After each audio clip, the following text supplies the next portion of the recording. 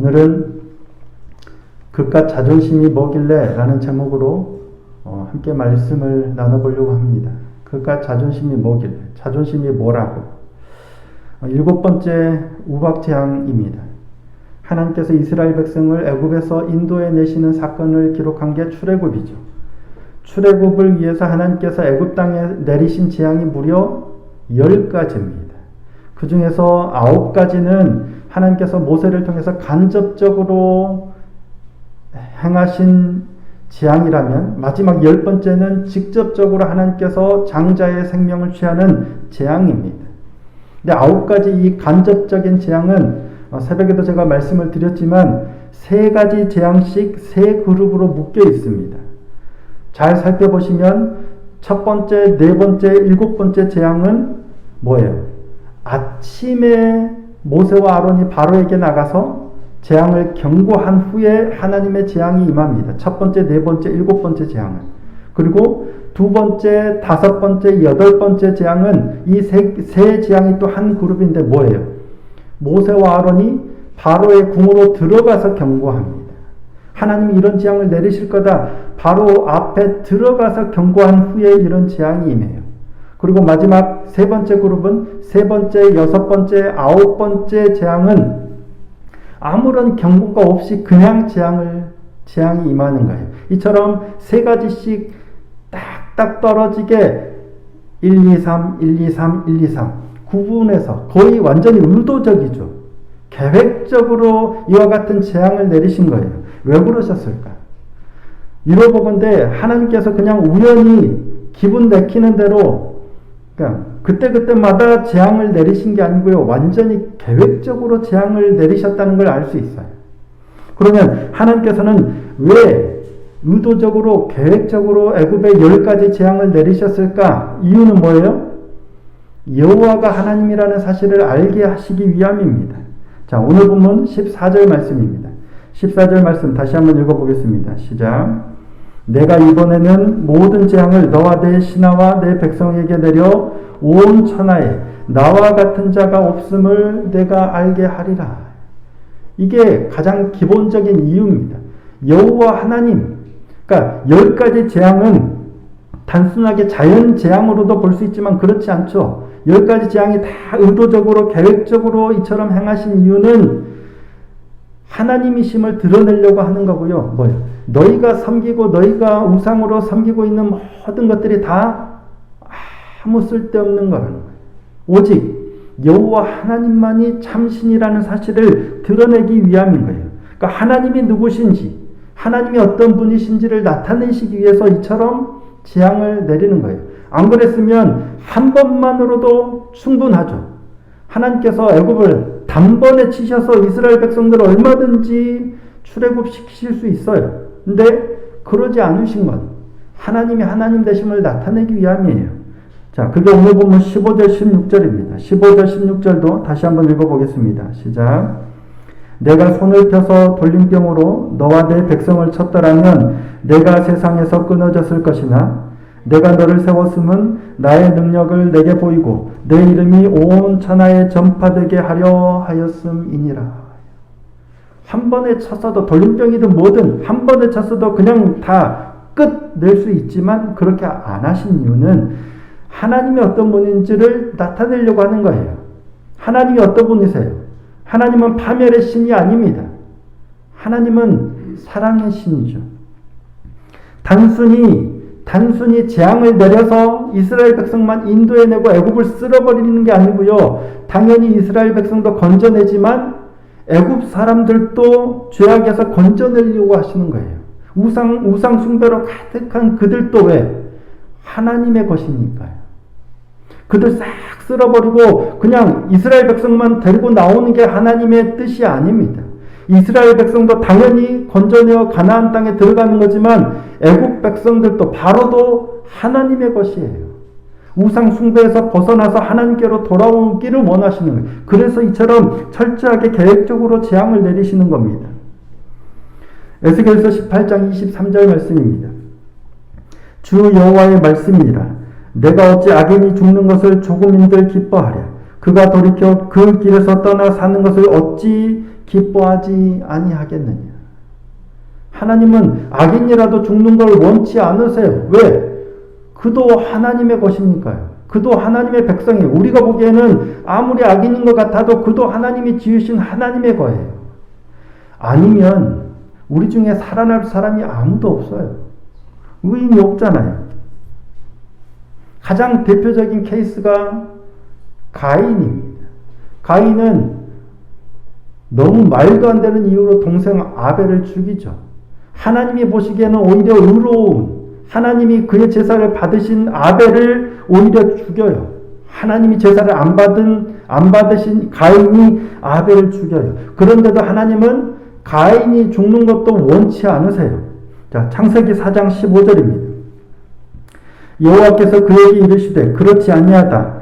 가인을 죽이는 자는 벌을 7배나 받으리라 하시고 가인에게 표를 주사 그를 만나는 모든 사람에게서 죽임을 면하게 하시니라. 에덴 동산에서 쫓아내시니까 쫓겨나니까 가인이 사람들이 나 죽일 텐데요. 아니야. 표를 주시면서 너 아무도 못 죽이게 할 거예요. 하나님은 가인과 같은 악인도 죽는 걸 원치 않아서 표를 주시는 분이세요. 그러니까 승리하기 위해서, 내가 원하는 걸 얻기 위해서 상대방을 죽이거나 상대방을 깔아뭉개거나 망가뜨리는 건, 망하게 하는 건 하나님의 방식이 아니에요. 우리는 그렇죠. 정말 미운 사람, 저 원수 같은 사람, 망했으면 좋겠는데 그거 하나님이 원하시는 게 아닙니다. 내가 원하는 걸 취하기 위해서 경쟁 상대를 망가뜨리는 건 하나님이 원하시는 게 아니고요. 당연히 경쟁에서 승리하더라도 그건 하나님의 방식이 아닌 거예요. 다윗은 자신을 죽이려고 혈안이 돼서 쫓아다니는 사울, 얼마든지 죽일 수 있는 기회가 왔는데 죽이지 않습니다. 하나님이 기름 부으셔서 내가 왕이 되는 게 당연한 거예요. 그게 하나님의 뜻이에요. 그런데도 불구하고 사울왕을 죽이지 않아요. 내가 왕이 되기 위해서 대적을 죽이거나 망하게 하는 게 하나님의 방식이 아니라는 걸 알았기 때문이에요. 하지만 다윗이 하나님을 놓쳤을 때는 어떻게 합니까? 아무 잘못도 없고 오히려 자신에게 충신인 우리아를 이상한 방법, 온갖 방법 다 써서 죽여버립니다. 하나님을 알면 자신을 죽이려고 하는 사람도 안 죽여요. 하나님을 놓치면 자신에게 충신도 죽이는 거예요. 하나님을 바로 알고 하나님의 말씀을 따라서 바르게 걷는 저와 여러분이 되기를 소원하고 축복합니다. 하나님의 뜻을 바로 알아야, 하나님이 어떤 분이신지를 바로 알아야 되는 거예요. 우리는 교회라고 하면서 그러지 못할 때가 많은 것 같아요. 더 하나님을 바르게 알고 하나님의 뜻이 무엇인지, 하나님의 의도가 무엇인지, 하나님의 방식이 뭔지를 바르게 알고 그를 따라가는 걸음걸음이 되기를 소원하고 축복합니다. 자, 하나님의 뜻, 하나님의 의도가 뭐냐? 이스라엘 백성을 학대하는 애굽조차도 그냥 쓸어버리는 게 하나님의 뜻이 아니에요. 그들도 돌이켜서 하나님께로 돌아오기를 원하세요. 그래서 기회를 주시는 거예요. 자, 18절 말씀입니다. 18절 함께 한번 읽어보시겠습니다. 시작. 내일 이맘때면 내가 무거운 우박을 내리리니 애굽 나라가 세워진 그 날로부터 지금까지 그와 같은 일이 없었더라. 내일 이맘때면 어마어마한 우박이 떨어질 거예요. 엄청나게 큰 우박이 떨어져서 들에 있는 가축들, 사람이든 뭐든 식물이든 다 쓸어버릴 거예요. 그래서 어떻게 하라는 거예요? 내일 이맘때 나가지 말고 다 집 안에 들어와 있으라고. 짐승도 집에다 들여다 놓으라고. 친절하게 다 가르쳐 주시는 거예요. 만약에 쓸어버리고자 했다면 뭐예요? 경고하되 이렇게 안 가르쳐 주죠. 내가 어떻게 하는지 잘 봐. 내가 어떻게 하는지 잘 봐 하고 아무 경고 안 하고 불시에 그냥 우박 떨어뜨려서 쓸어버릴 거예요. 근데 하나님께서는 친절하게 미리 다 가르쳐 주세요. 내일 이맘때예요. 딱 24시간의 시간을 주는 거예요. 무거운 우박을 내릴 때니까 뭐예요? 피하라는 거예요. 하나님의 말씀을 듣고 돌이킬 수 있는 기회를 주시는 거예요. 근데 이게 진짜로 그럴까 아닐까 의심이 되는 것도 아니에요. 이미 경험도 했어요. 여러 번 경험도 했고 똑같은 상황도 경험했어요. 자, 출애굽기 9장 5절입니다. 바로 앞에 얼마 전에 경험했어요. 여호와께서 기한을 정하여 이르시되 여호와가 내일 이 땅에서 이 일을 행하리라 하시더니, 딱 기한을 정해서 하나님께서 정확하게 내일 이 일을 행하시라. 그래서 심한 돌림병을 애굽의 모든 가축에게 내려서 애굽의 가축은 다 죽되 이스라엘에게 속한 가축은 하나도 죽지 않을 거다라고 경고하셨죠. 경고하신 이유가 뭐예요? 기회를 주시는 거예요. 어쩌라고? 내 백성을 내보내라는 거예요. 안 내보내면 이런 일을 행하겠다는 거예요. 그리고 시간을 주시는 거예요. 만약에 하나님의 말씀을 따라서 이스라엘 백성을 내보내면 재앙이 안 임하는 거예요. 안 내보내면 뭐예요? 재앙이 임하는 거예요. 9장 6절입니다. 이튿날에 여호와께서 이 일을 행하시니 애굽의 모든 가축은 죽었으나 이스라엘 자손의 가축은 하나도 죽지 아니한지라. 어제 내일 이런 일이 있을 거다라고 경고한 그 이튿날 그대로 하나님께서 행하시는 거예요. 근데 결과는 뭐예요? 이게 결과예요. 바로가 하나님의 경고를 받아들였어요? 안 받아들였어요? 안 받아들인 거예요.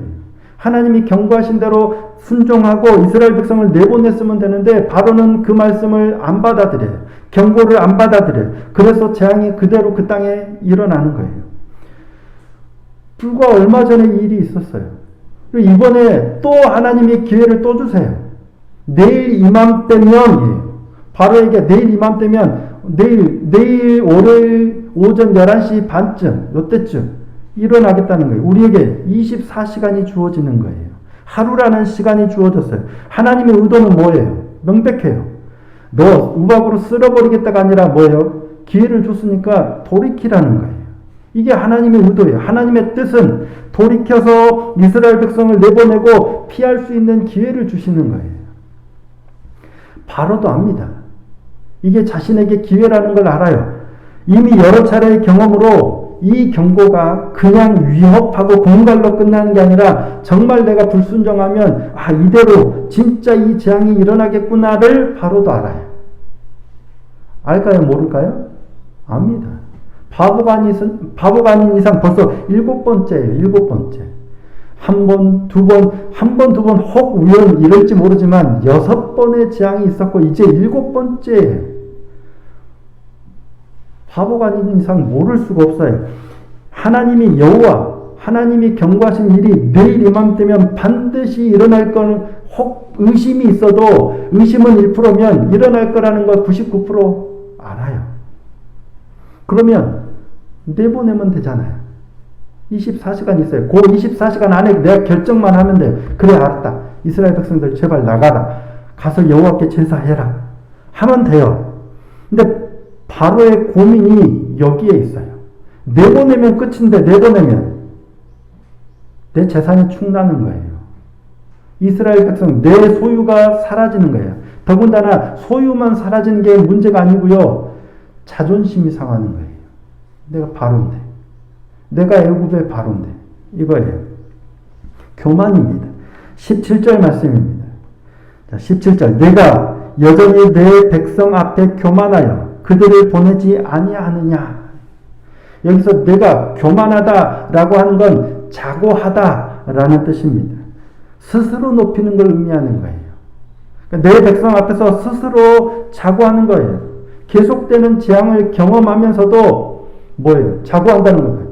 나 바로다는 거예요. 내가 바로야. 내가 애굽의 바로야. 당시에 가장 강대국을 다스리고 있는 통치자가 나예요. 누군가의 협박에 누군가의 이런 거에 못 이겨서 내가 굴복하기가 싫은 거예요. 이 말 안 들으면 재앙이 임한다는 걸 알아요. 근데 내가 바로인데 이게 있는 거예요. 처음에 모세와 아론이 바로를 찾아와서 여호와의 명령을 전했을 때 바로가 뭐라고 그랬습니까? 우리 하나님이 나타나셔서 이스라엘 백성 내보내라고 하셨습니다. 라는 그 말씀을 들었을 때 바로가 이렇게 반응합니다. 자, 출애굽기 5장 2절입니다. 함께 한번 읽어보실까요? 5장 2절. 자, 시작. 바로가 이르되 여호와가 누구이기에 내가 그의 목소리를 듣고 이스라엘을 보내겠느냐. 나는 여호와를 알지 못하니 이스라엘을 보내지 아니하리라. 이게 뭔 말이에요? 내가 바로인데 여호와 그가 누군데 내가 그 말을 듣겠냐 말이에요. 내가 바로인데 감히 누가 나한테 명령하느냐는 거예요. 온 땅을 다스리는 세계에서 가장 센 왕이 난데 감히 누가 나한테 명령하는 거예요. 여호와가 누구이기에 내가 그의 백성을 보내겠느냐. 나 여호와는 누군지 모른다는 거예요. 교만입니다. 예수님께서 수많은 이적을 행하시고 가르치시죠.